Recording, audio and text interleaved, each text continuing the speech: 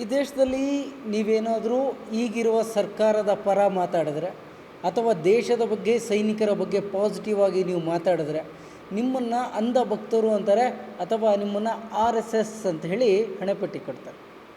ಅದೇ ನೀವೇನಾದರೂ ಈ ನಮ್ಮ ಭಾರತದ ಸೌತ್ ಭಾಗ ಅಂದರೆ ಇದನ್ನು ತಮಿಳುನಾಡು, ತೆಲಂಗಾಣ, ಆಂಧ್ರ ಪ್ರದೇಶ, ಕರ್ನಾಟಕ, ಕೇರಳ, ಪಾಂಡಿಚೇರಿ ಈ ಭಾಗ ಏನಿದೆಯಲ್ಲ ಇದು ನೀವು ಸಪ್ರೇಟ್ ಆಗಬೇಕು, ಭಾರತದಿಂದ ಇದು ಸಪ್ರೇಟ್ ಆಗಬೇಕು ಅಂತ ನೀವೇನೇ ಹೇಳಿದ್ರೆ ನೀವು ತುಂಬ ಬುದ್ಧಿವಂತರು, ನೀವು ಈ ದೇಶಕ್ಕೋಸ್ಕರ ನಿಮ್ಮ ಟೈಮ್ ಕೊಡ್ತಾ ಇದ್ದೀರಾ ಅನ್ನೋ ಥರ ಮಾತಾಡ್ತಾರೆ. ಈ ಥರದ ಒಂದು ಎನ್ವಿರಾನ್ಮೆಂಟ್ ಈಗ ಕ್ರಿಯೇಟ್ ಆಗಿರೋದು ಸತ್ಯ.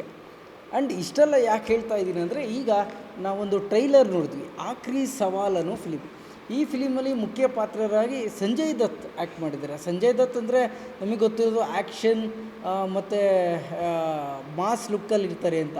ಆದರೆ ಈ ಚಿತ್ರದಲ್ಲಿ ಟ್ರೈಲರ್ ನೋಡೋ ಪ್ರಕಾರ ಅವರು ಒಬ್ಬ ಕಾಲೇಜ್ನ ಲೆಕ್ಚರರ್ ಅಥವಾ ಪ್ರೊಫೆಸರ್ ಅಂತ ಕರಿಬೋದು.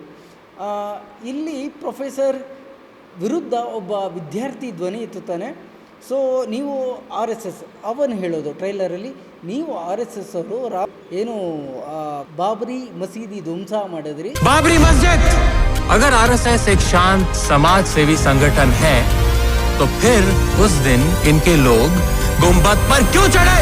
ಸೊ ನಿಮಗೆ ಶಾಂತಿ ದೂತರಲ್ಲ, ನೀವು ಅಶಾಂತಿ ದೂತರು ಅನ್ನೋ ಥರ ಒಂದು ಶುರುವಾಗುತ್ತೆ. ಮಧ್ಯದಲ್ಲಿ ಒಂದು 2-3 ಸೀನ್ ಬರುತ್ತೆ. ಎಲ್ಲ ಕಡೆ ಅವನು RSS ಅವ್ರನ್ನೆಲ್ಲ ಕರೆಸಿ, RSS ಎಲ್ಲ ಕರೆಸಿ ಅಂತ. ಅಂದರೆ ಇಲ್ಲಿ ಪಾತ್ರಗಳು ಪ್ರೊಫೆಸರ್ನ RSS ಅಂತ ಪಾಯಿಂಟ್ ಮಾಡ್ತಾ ಇದ್ದಾರೆ. ಆದರೆ ನಿಜವಾಗ್ಲೂ ಆ ವ್ಯಕ್ತಿ RSS ಅಥವಾ RSS ಏನು ಸಂಘಕ್ಕೆ ಹೋಗ್ತಿಲ್ವಾ? ಈ ಚಿತ್ರ ಏನು ಹೇಳಕ್ಕೆ ಹೋಗ್ತಾ ಇದೆ ಸಮಾಜದಲ್ಲಿ ಅಂದರೆ ಈಗ ದೇಶದಲ್ಲಿ ಏನು ನಡೀತಾ ಇದೆ ಆ ಟಾಪಿಕ್ನ ಇಟ್ಕೊಂಡು ಮಾಡಿರುವಂಥ ಒಂದು ಫಿಲಿಮ್ ಅಂತ ಕ್ಲಿಯರಾಗಿ ಗೊತ್ತಾಗ್ತಾ ಇದೆ. ಆ್ಯಂಡ್ ಈ ಫಿಲಿಮ್ಗೆ ಸಂಜಯ್ ದತ್ ಕೂಡ ಒಬ್ಬ ಪ್ರೊಡ್ಯೂಸರ್. ಆ್ಯಂಡ್ ಇದೇ ಫಿಲಿಮ್ ಮೇ 15ನೇ ತಾರೀಕು ಇದೇ ತಿಂಗಳು ಮೇ 15ಕ್ಕೆ ರಿಲೀಸ್ ಆಗ್ತಾ ಇದೆ. ಆ್ಯಂಡ್ ಈ ಫಿಲಿಮ್ ಹಿಂದಿ, ಮಲಯಾಳಂ, ತಮಿಳ್, ತೆಲುಗು ಹಾಗೂ ಕನ್ನಡದಲ್ಲಿ ಕೂಡ ರಿಲೀಸ್ ಆಗ್ತಾ ಇದೆ. ಸಂಜಯ್ ದತ್ ಅವರು ಈ ಥರದ ಪಾತ್ರಗಳಲ್ಲಿ ನೋಡೋಕ್ಕೆ ಸಿಕ್ಕಿರೋದು ತುಂಬ ಕಡಿಮೆ.